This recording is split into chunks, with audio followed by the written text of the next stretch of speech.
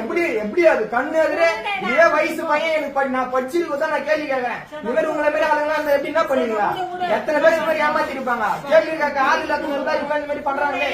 கேள்வி யாருன்னா கேட்டா தான் இந்த தப்பு அவங்களுக்கு என்னன்றது தெரியும். அடுத்த அவங்க திருட மாட்டாங்க. யாரு பணம்? கவர்மெண்ட் அவங்களுக்கு காசு தரல, கவர்மெண்ட் அவங்க சம்பளம் வாங்கல. சம்பளம் வாங்க அவங்க பொது சேவை செய்யறாங்க, பொது சேவையா செய்யறாங்க.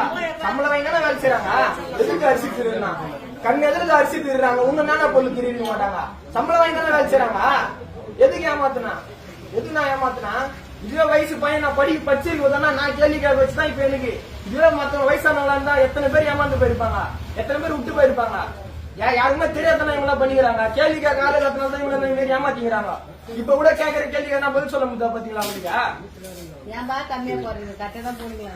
அரிசி போடல, கம்மியாவே போடல, அரிசியே போடல.